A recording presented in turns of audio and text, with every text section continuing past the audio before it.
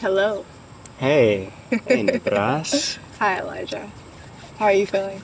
I am feeling the primary feeling right now is excited. Mm, Yeah, I feel like even though we haven't done too much in like intention setting around us sitting down and recording together, it feels like it's been a long time coming. definitely. Just to like sit down and share this space with you, and we just happen to have a mic in the middle of us. So yeah, I feel excited. Just feel like it's where I'm supposed to be. Yeah. Beautiful. How do you feel? I feel really good today. Today's been one of those like quite beautiful, close to perfect days. Mm. We've just like woke up, packed, arrived here. Hannah was dancing here. Several people danced throughout the day. You've been singing and playing the guitar all day long. Bit of work, a bit of movement. It's just felt very, very nice, very nourishing, very much the right pace and energy level for me as well. And so I've been feeling a lot of that today. Just those moments of like, I feel loved, I feel held, I feel good, I feel very good. Actually. Definitely feeling that.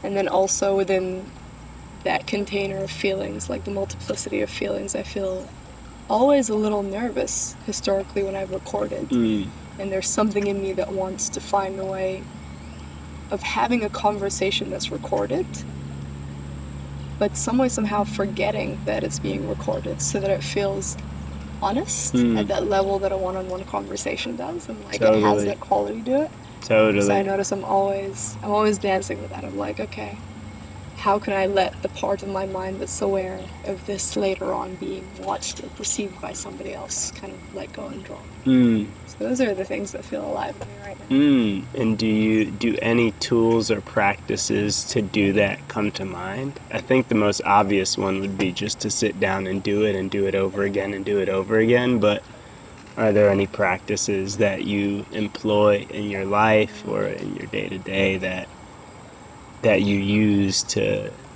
so that when it comes to moments like this, you can drop a bit more into that natural space? So two things. The first and the primary one is actually talking. Like I think talking is a forgotten practice somewhere somehow because we do it all the time. It's like breathing. Yeah. We forget just how powerful and useful it is. So there's something about me having an experience that feels internal and therefore separate, and then vocalizing it and sharing it with you. And now it exists in the space. And now it also exists in the space with anybody who watches this. And the second something's shared, at least for me, it's not this aspect that's slightly shamed that a part of my cognition is working to keep out of the picture.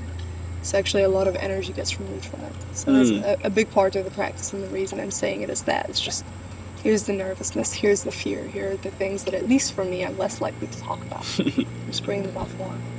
And then the other is breath, but that feels like a skill or like a craft that I'm still cultivating and learning, and really learning all the different ways the breath is going to tune the body, to ground me and make me just feel more secure and more comfortable.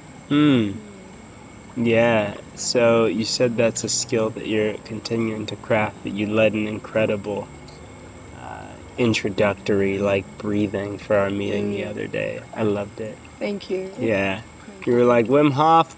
Nah, I'm good on that. Fuck that. Like, let's, and I loved what you brought to the table with that. For me, breath is a tool for these moments and for these opportunities to just become more aligned to this present moment. Yeah. Forget that the mic's here. Or, I mean, we can't really forget that this is here, but just acknowledge that this is here, but still be in our natural state, our natural flow. I feel like it's a powerful tool to do that. Are there any other tools or practices that you use? I think breath is the most common one, the go-to one for me. Movement. I find that if I just move my body a bit, maybe do some Zen twist and some just like energy movement practices, it just allows my body to settle here and now. But those are the only two that come to mind. I feel very fortunate that I don't feel the nerves or jitters around cameras and mics. I love that for you. Yeah, or stages. I just feel totally fine, which I feel very blessed. That's incredible. Do you know what that comes from, or the reason for that? Over time, I think I've just stopped caring. I've gradually stopped giving a shit about what I was projecting that people were thinking about me. And like the amount of fucks that I gave just gradually got less and less.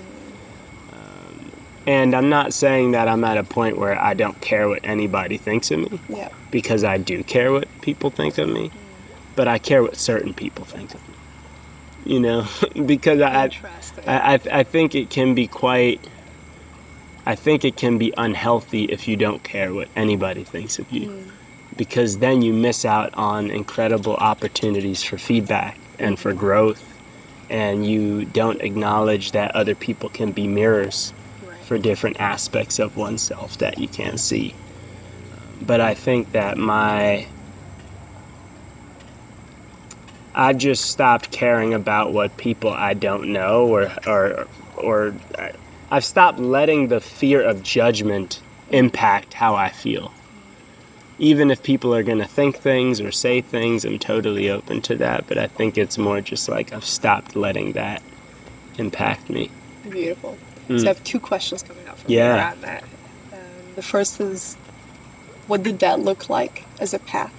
How did you go from what I think is a common experience for people, which is the judgment of others, or the fear of others, or just othership has a lot of impact on them, on us, to a place where a lot of that drops for you? I'm very curious about that. And then the second question is, how do you pick whose opinion to care about? Because I think there's something very beautiful there about that criteria and that selection. So yeah, whichever one of those you feel called to answer, I'd love to hear. Yeah, so the second one I think is a bit more straightforward for me to answer. I find that it's people that I have deep relationship with. I care about what they have to say about me and what they think about me, because I often find that those can be some of the most reflective mirrors, some of the clearest mirrors. You know, like for example with Cameron, if I didn't care what she thought, well, A, we wouldn't be together because I don't think she'd stick around that long. But also B, I feel like I would have not had the opportunity to grow in the ways that I have based on the feedback and reflections that I've received from her. You know, I think one example that comes to mind is before being with her, I've never had anyone like call me defensive or call out defensive behaviors in my being or in my tendencies. And if I just brushed off those times where she pointed that out in me, I would have never taken the time and space to dig within myself and explore that, and come to the understanding that, oh wow, yes, that makes sense. Like what you're saying makes total sense. Yeah. And there's this ego that is being defensive in these scenarios, and who knows when or how or if I would have recognized that if someone did not call that out about me, and if I wasn't in a space to receive that and integrate that. So I think it's people that I have a deep relationship with, that I deeply value the feedback and the reflections from people that I have a relationship with. You also have more transference between each other. They have more data, right? They have Exactly. more information, so it makes perfect sense that their feedback means more to you. Yeah, exactly. Whereas someone who I might not know, it's kind of like, it's very easy to judge a book by its cover. Yep. You know, it's very easy to see one glimpse of somebody and say, oh, this person's that, or this person's this, or this person's that. And it's like, you're seeing me for like a little smidgen. I don't know if you have enough data to make these like conclusions about my being and my nature. Yeah. So yeah, I think for that question, it's really the depth of relationship. And then before I get to the second question, I'm curious to know if you have a similar orientation towards how people perceive you. Yeah. And does that change based on your depth of relationship with people?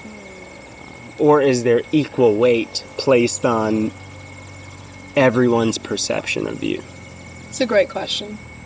I feel like there are layers of subtlety, and some of them I'm only coming to really uncover now. It's kind of like a layer that was always present that I was aware of.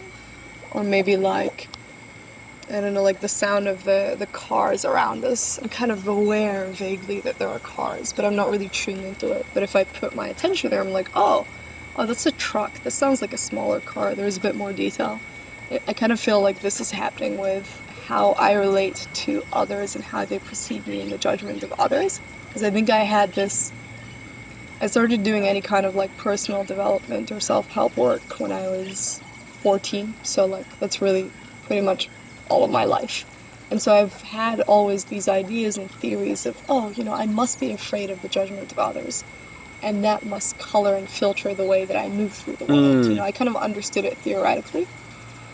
But somehow in the last 2 to 3 months, I'm experiencing it a lot more viscerally and really noticing like what in me reacts to the perceived judgments of others, the different ways that I modulate outside of my own control, outside of my conscious control, based on who the people I'm around are and what I want from them in terms of judgment. And like really becoming very aware of a program in me that optimizes for likability. Like it's this deep-seated fear of like, I want to be liked.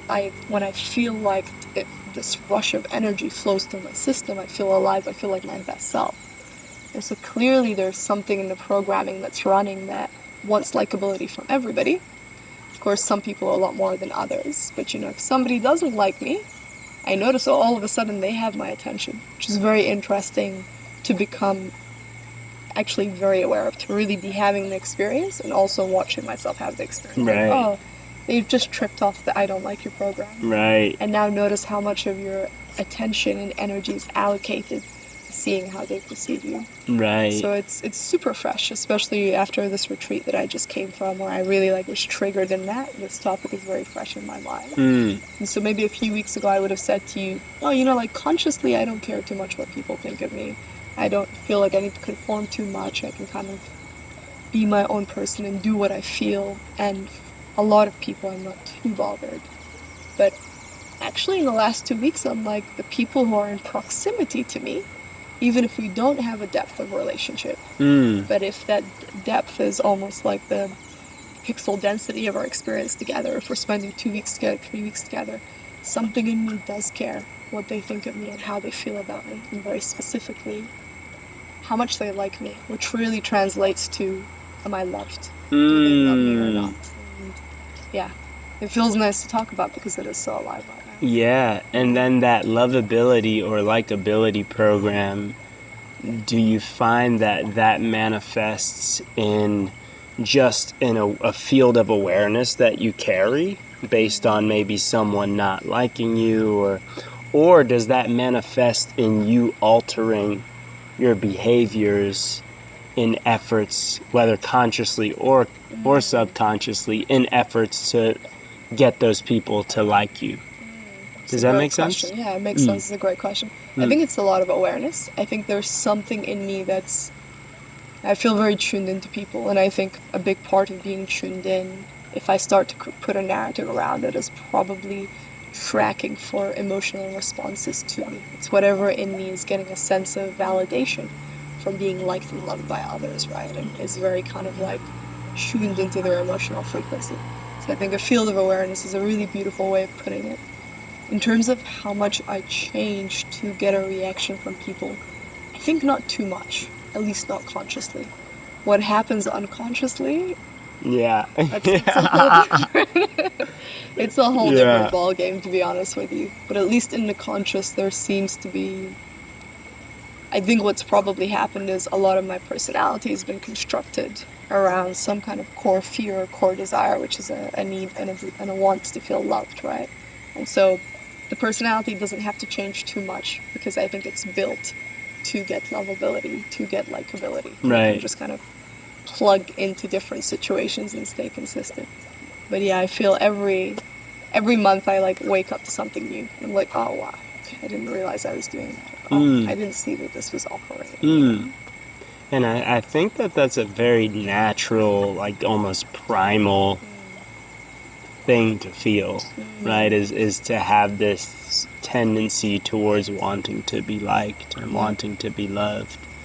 Because I think that speaks directly to our safety in groups and in community, right? And like if I'm liked, I'm accepted. If I'm accepted, I can be part of a community or in relationship with others. When I'm in relationship with others, I'm not all stranded alone on this island. I actually have some more maybe there's a deeper sense of security when other people accept me. Yeah. Maybe, I don't know, but I think what you're naming is like, I feel like there's something primal about it. You know, something like maybe hardwired in our human design.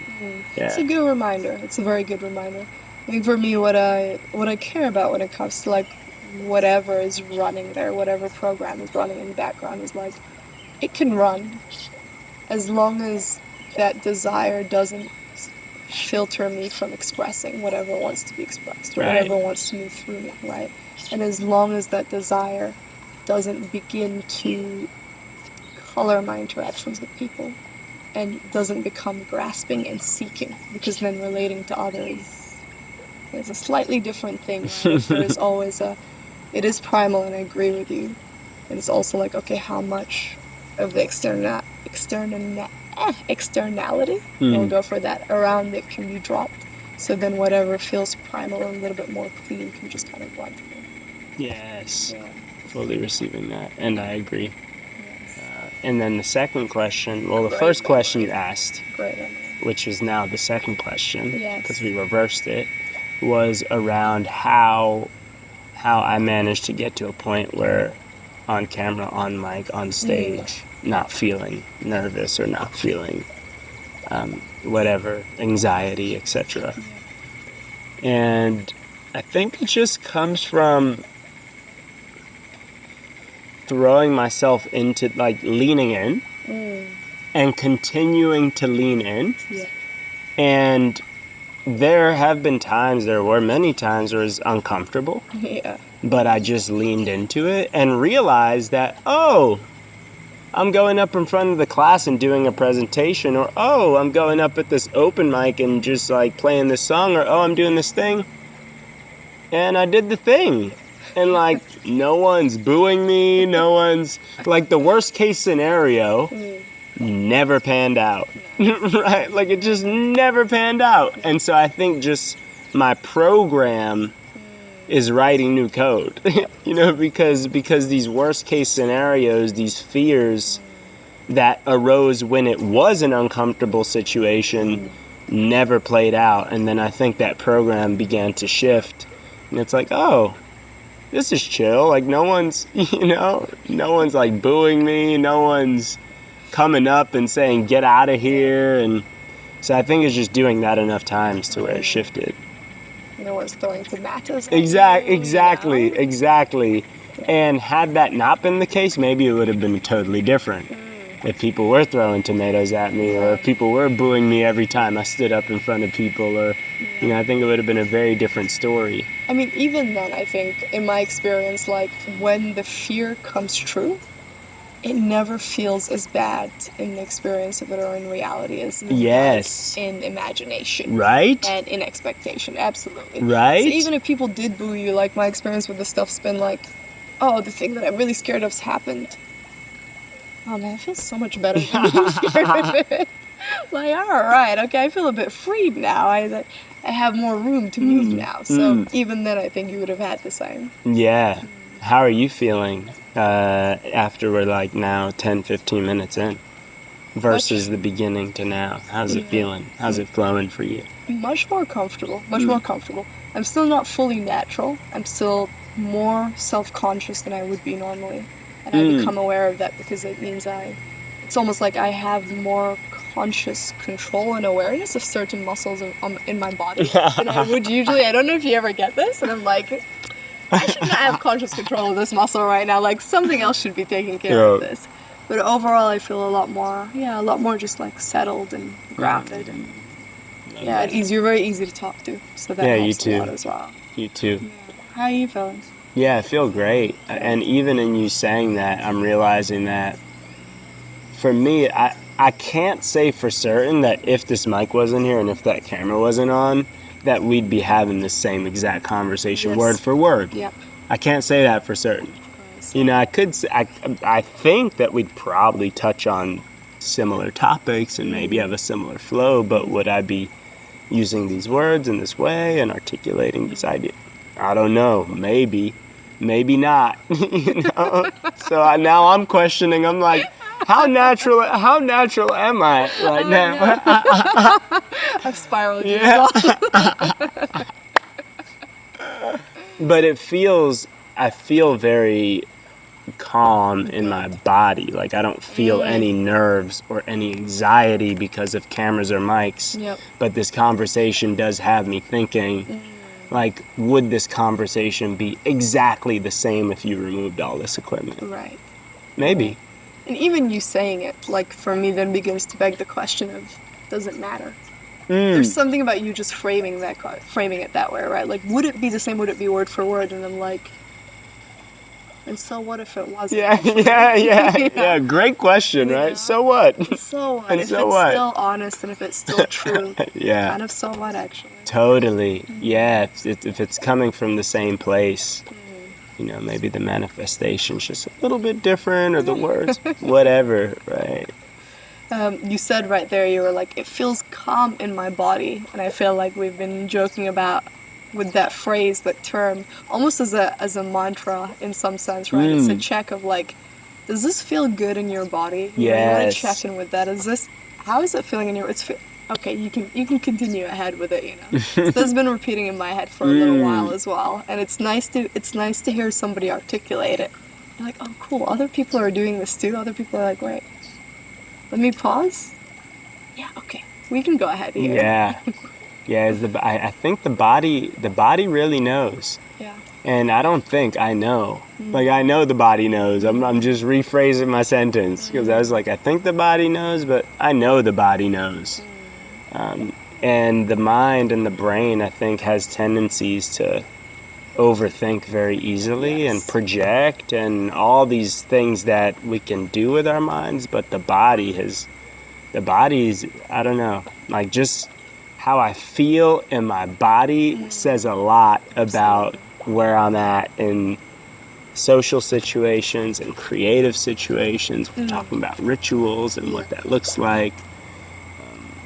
So yeah, which I would love to chat a bit about.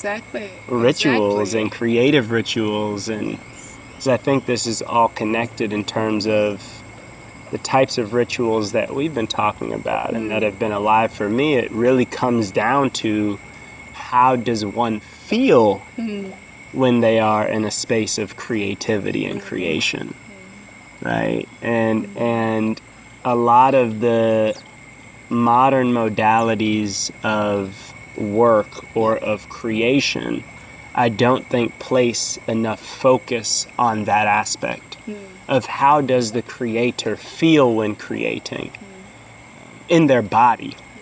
You know, like, how do they feel in their body? And then these rituals, for me, are the tools to allow people to feel at home in their body. And I'm very curious to explore what happens when a team of creators is creating from the home together. And I'm curious, as someone who's went to art school and has explored creativity from a lot of different angles, a lot of different art forms, are there any rituals or practices for tuning in that you've seen that you've found to be inspiring examples of what we're talking about? Also beautiful context, by the way. Really, really beautiful context setting. So I want to add to it. We were talking earlier about, the idea of beginning to shift our focus from what's being made and the things that we create to how we create those things. And almost playing with this hypothesis that if you focus the entirety of your attention radically just on how you create, how you feel in your body as you're making the states that you're in, that would entirely alter, we'd imagine in much better ways, what the creation is. And you could even just no concern as to the content, the object, that just focus on that state and cultivating that state. And it's been a very, very fun idea to toy and play with. I'll say, I feel like there are a couple of, and I wonder if you have this as well, like there are a couple of questions that have kind of guided my life where I've been very obsessed with that with. And one of them's always been, how can artists create without suffering? Because I think there's this trope of the artist suffers, right? The creative suffers. And without suffering, you don't have creativity. And for me, it was very clear from early on, like I have to make, I am driven to make, I will always make. If I don't make, I'm miserable. But the issue is when I make, I'm also miserable. And so I was like, hold up. Tell me I have to live this entire life. And so I started just like obsessively digging into this, and then I'd read like the diaries of artists and like Tolstoy's journal entries and just everybody who wrote about their practice. Because what I was trying to get is like, is any creator enjoying the process of creation? Does anybody feel good in the moment as they make? And the answer kept coming back, no. Suffering is the price that you pay for the creation that comes at the end. And you get your reward when you have this artifact. And something about that just didn't sit right with me. So I was like, I don't think so. I'm like, there has to be a way. And if like this is how I spend my life, then that kind of feels like a life well lived, actually, just figuring out this question. And so to then bring all of that back to your question of, are there rituals or processes that I've seen? I think there are a lot, and artists have all sorts of like insane rituals. It's almost like a phone lock pattern that they sometimes do of, like drink this exact same amount of coffee, roll around the floor, walk outside, stand on the balcony, like turn around. Like people do very crazy things. But I think this question of how do I feel good in my body? Yeah. And how do I come from a place that feels like home? I really haven't seen very many artists ask. And I haven't seen too many people explore. I feel like people are only beginning to explore it very recently. And you have like Agnes Martin, or you have painters and craftspeople who were a lot more spiritual leaning. And so they would do these very mindful, paintings or pieces of art, or maybe, Agnes would like draw a single line for hours. And then it really does matter what you feel like in your body. And it really is about tuning into the subtleties and the subtle energies running through you. That feels very, very rare. And so I've given you a lot there to say I haven't really seen too many. I'm trying to explore them myself. And that's the question that feels very alive for me. Yeah. And I feel like we saw an example like really beautifully earlier today, because everybody was doing it, where, somebody would sit down to work on their laptop. And then they'd like get up and dance for 5-10 minutes, and energy would move, and then they'd sit down again and they'd work a bit, and then again, it's time for me to dance. It's time for me to bring attention back into the body, right? But same question back to you. What have you seen in terms of practices, rituals from others, or also what have you been exploring yourself that makes you feel like you're at home in your body? Yeah. So on that first note, I'm in the same camp as you. I haven't seen too many. At least in my field of awareness, I haven't seen too many practices, like too many tuning in practices or attunement practices that are done with the intention of bringing creative flow. The most common attunement practices I see and that I'm inspired by have no connection to creativity.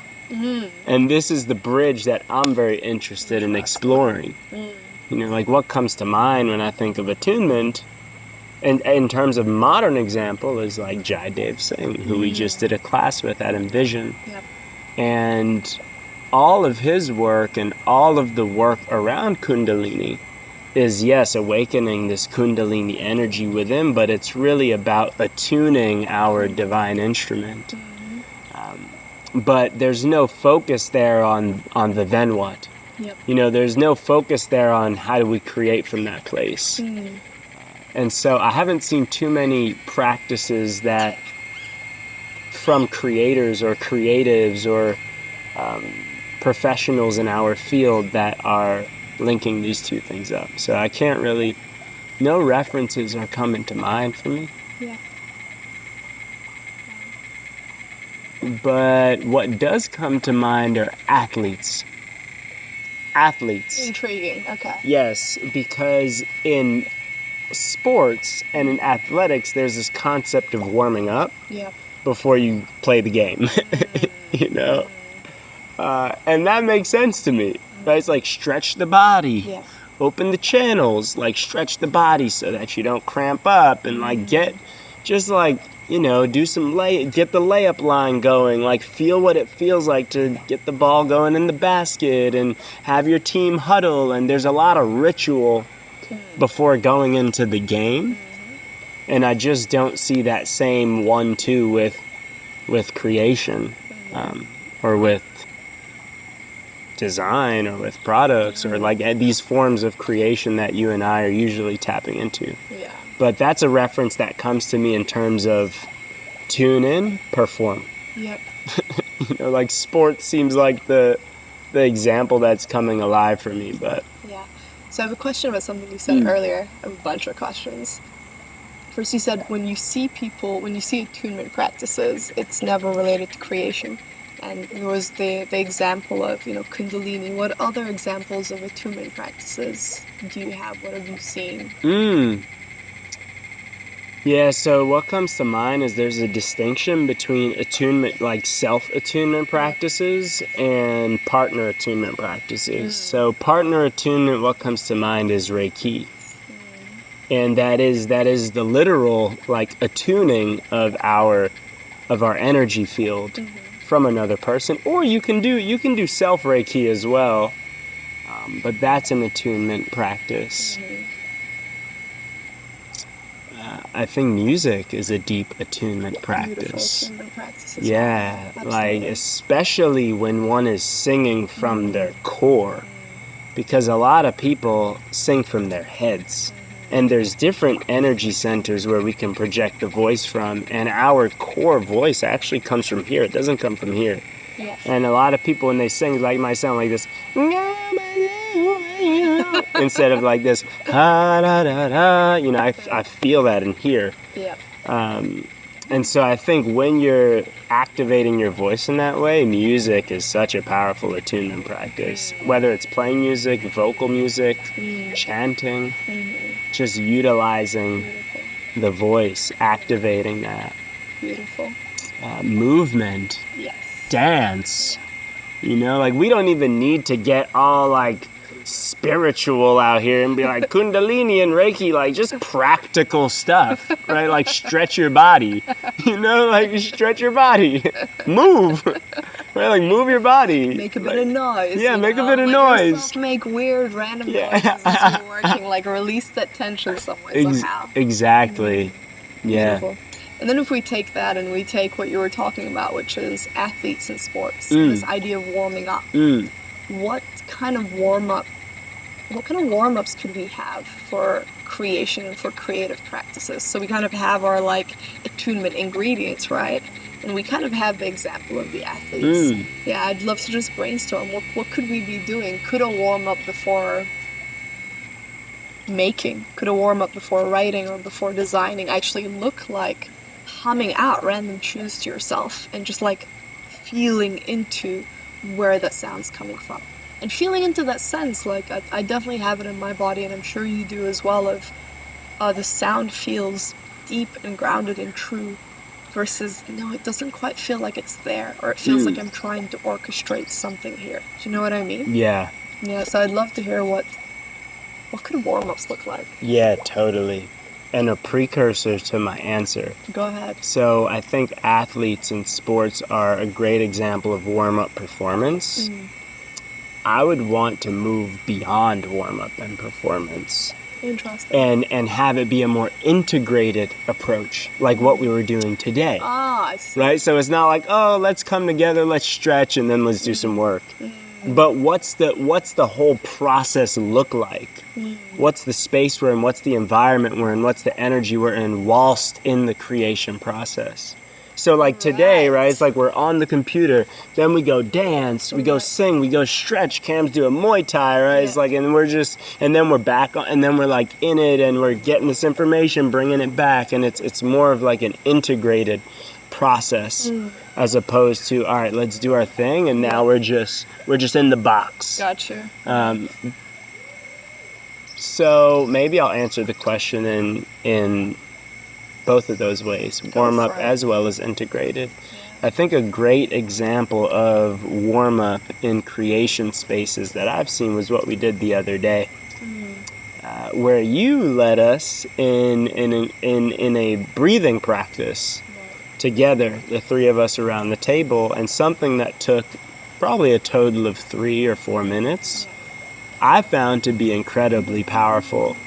And I think what it allowed us to do is be way more present in the space and be more attuned to one another's energy in the space. It's something as simple as that, right? Just guiding us through breathing into our bodies and releasing and breathing and releasing. So I would say that even something as simple as that is powerful. Also, another thing that comes to me is mantra, like the use of mantra, which is a technology, it's an ancient technology, right, of utilizing just the power of encoding, because that's really what mantra is. We're encoding these prayers and these blessings and these words and these affirmations, and we're encoding those. And what happens when we encode those together? I'm also thinking of what happens if we are listening to the same thing. Right? Like getting very practical, right? If we're all sitting around the table, we all have AirPods on, would the outcome of something be different, or would the experience of doing the thing be different in some way if we're simply all tuning into the same playlist? Right? So those are some of the things that come to mind. And there's a bunch of other things I can go off on, but just to give some like directions or pathways to explore. Yeah, I like it a lot. Especially, I think, music. Yeah, especially music. Music, especially live music, or if there was some drama. Or even like noticing what it's been like. I mean, I love the acoustic guitar. It is really just my favorite instrument. And noticing what it's like to have you playing the guitar throughout the day. Just noticing, okay, if I'm starting to get heady, or if maybe I'm starting to get stressed, I can just drop everything and I can listen to the sounds that are being created in real time. And I can just kind of tune into the music. And it feels like tuning my body some way, somehow. And then I can move back to the work that I'm doing from that state. It's very different. It's a very different relationship to the work. So what does it look like if we have music that's either being created or that we've all agreed on, and we are tuning ourselves to the same frequency. Yes. We're tuning ourselves to the same state. And hopefully that's a state that's conducive to whatever it is that we want to make. So I think there's a lot of beauty in that. Another thing as well that comes up for me is check-ins. Like getting to this like practical, simple, right? Like you're saying, moving. Like, what does it actually look like if 45 minutes into making something, I turn around to you and I say, hey, how are you feeling right now? Like, for a minute, how do you feel in your body? And you tell me. And just in you expressing that, like, the very tangible sense of, what do I want to say? Like, almost becoming more embodied, but becoming more embodied socially, right? This is bouncing off each other, this something that just feels very human and very accessible to Right. everybody, right? But I think I'm amazed and surprised sometimes by how powerful it is. Just coming back again and again and again. And we don't do it very often. I think we can do it kind of formally, of like, okay, it's check-in time midweek, but like, no, what does it look like to check in moment to moment, multiple moments throughout the day? And what happens when many people check in together, so they're tuned into each other's states all of a sudden, instead of coming back into their bubbles of self, right? And, okay, we expand that bubble. I'm aware that Elijah is like this. I'm aware that Cam is like this. I'm aware that this is alive for Nick. And what does that create as well? Yeah, and I think this is also what comes up for me when you share that is just the power of being here in person together. Because I've gotten so used to, let's set up a Zoom call for next week, or let's do a bi-weekly Zoom call and we'll check in every 2 weeks. Yeah. But if we're actually in this collaboration and co-creation, I would imagine that there would be other aspects and other areas explored and other yoga mats pulled up and looked under if we're actually sitting here and checking in more regularly, as opposed to let's check in on Slack and then I'll hit you up again in 2 weeks and we could chat on Zoom. And also what's coming up for me in this whole conversation, not that this is something that I necessarily want to do, but it's just an idea that's coming up. I'd imagine no one's ever run any studies on this. And I'm not saying I want to do a study on this. But these are hypotheses that I'm very keen on testing and exploring. If you take similar groups, right, and I don't know how you would define similar, but no need to think about that right now. But let's just say hypothetically a group of 8 people, 6 people, not 4 people. 4 people co-creating some collective art piece. And you have one group that is in person doing these tuning in practices in various ways. You have another group that is doing bi-weekly check-ins, the normal Zoom stuff that we've normalized. What the difference in output would be, and running those studies over and over again and see. I feel like we'd probably get to some tangible understanding that my hypothesis is that this way is better. It's more fruitful. The experience of the people, I think, is going to be better. Definitely. Maybe the output of the material is going to be who judges what's better. I guess that's a tricky thing with art. And I think with all of this, the one phrase that has been coming to me is divine creation.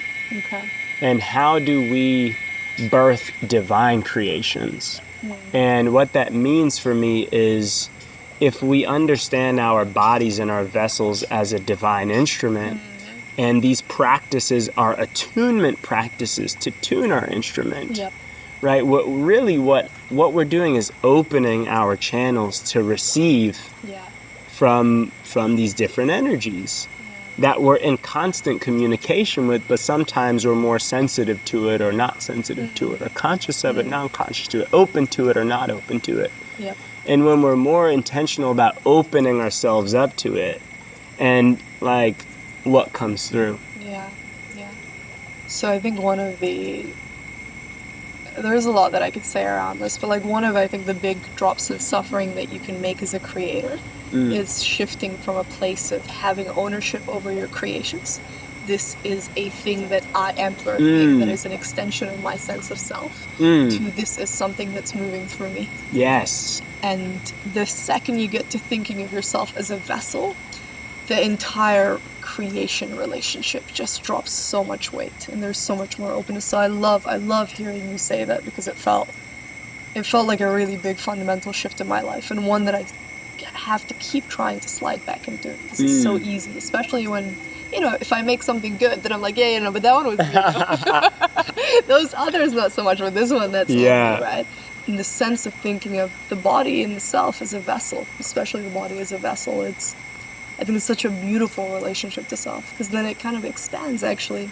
I start thinking about the way that I eat, and the way that I move, and the way that I move also as a form of exercise, not just as a means to an end, and the end being a better self, but also as creating a landing strip for these planes of creation that move through, right? And wanting to create the perfect ground for them. Yeah. And it's just it's quite a wonderful way of moving through the world. And it's a slight shift, but makes quite a big difference. So I'm a really, really big fan of hearing that. And there's a story that I heard, I think it was Elizabeth Gilbert, who did a TED Talk who was shared by a guy that I really like on Twitter called Visa that I watched a bunch of years ago.